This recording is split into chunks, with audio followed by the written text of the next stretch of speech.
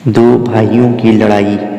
जज आलोक हमेशा की तरह वक्त पर कोर्ट पहुंच गए थे और अपने सामने पड़े ढेर सारे केसों की फाइल देखकर हमेशा की तरह उनका मन उदास हो गया था।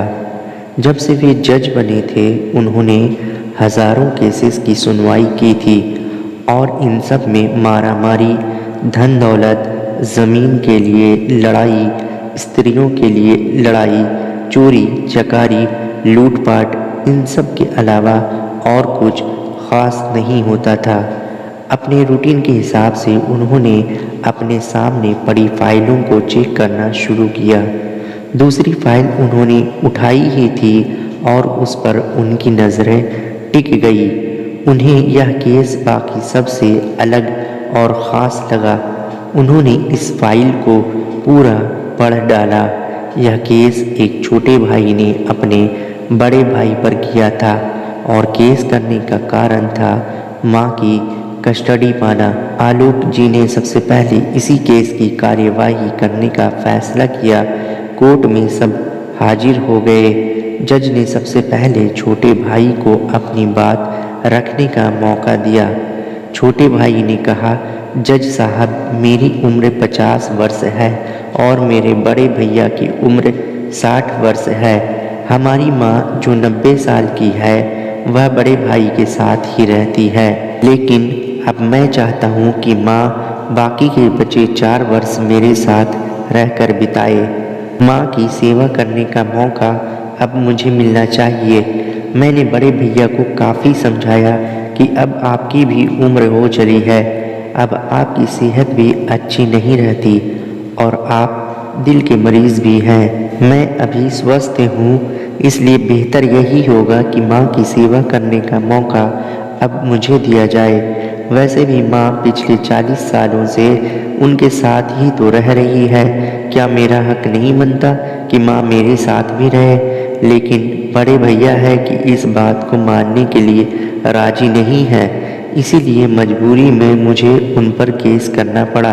अब बड़े भाई की अपनी बात रखने की बारी थी। बड़े भाई ने कहा, यह बात सच है कि मेरी उम्र 60 साल है। यह बात भी सच है कि अब मेरी सेहत पहले जैसी नहीं रहती, लेकिन उतना ही सच यह भी है कि मैं सिर्फ ज़िंदा रह पा रहा हूँ तो इसलिए क्योंकि मेरी माँ मेरे पास है। चाहे मेरी सेहत कितनी भी ख़राब हो, चाहे मेरी ज़िंदगी नर्क जैसी हो, लेकिन मेरी माँ मेरे पास होने की वजह से वही तकलीफ़ों भरी ज़िंदगी स्वर्ग जैसी बन जाती है। जज साहब, आप ही बताइए, मैं माँ को अपने से दूर कैसे होने दे सकता हूँ? जज ने बड़े भाई से कहा कि तुम खुद कहते हो कि तुम्हारी सेहत अच्छी नहीं रहती, तो भला तुम कैसे अपनी माँ की देखभाल अच्छे से कर पाओगे, यह भी तो सोचो। बड़े भाई ने कहा, मैं अपनी माँ की बड़े अच्छे से देखभाल करता हूँ। आप माँ से भी पूछ सकते हैं और अगर वो खुद कहे कि उन्हें मेरे साथ नहीं रहना तो आप बेशक उन्हें मेरे भाई के साथ भेज दीजिए। जज को यह बात ठीक लगी और उन्होंने माँ को अदालत में बुलाने का फैसला किया। 90 साल की बूढ़ी माँ बड़ी ही कमज़ोर थी। वो जैसे तैसे व्हील चेयर से अदालत में आई। जज साहब ने उनसे उनका फ़ैसला पूछा तो माँ ने कहा कि मेरे लिए दोनों ही बच्चे समान हैं। किसी एक का पक्ष लेकर दूसरे को नाराज़ नहीं कर सकती।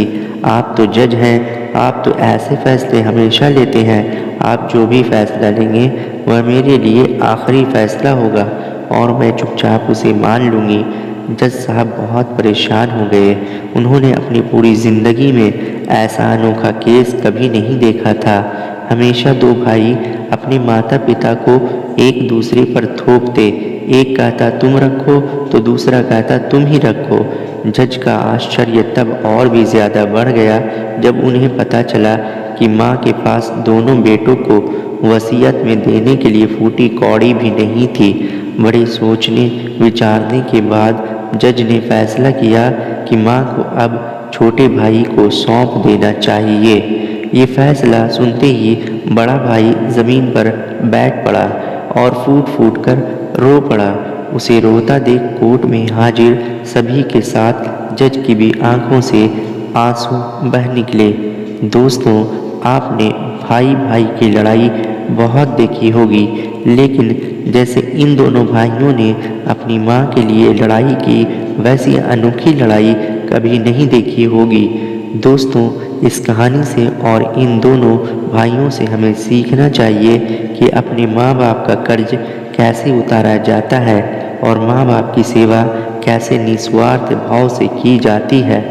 दोस्तों, वीडियो अच्छी लगी हो तो वीडियो को लाइक कर दीजिएगा और इसे अपने दोस्तों में ज़्यादा से ज़्यादा शेयर कर दीजिएगा और इस तरह की वीडियोस देखने के लिए मेरे चैनल को सब्सक्राइब कर लीजिएगा। शुक्रिया।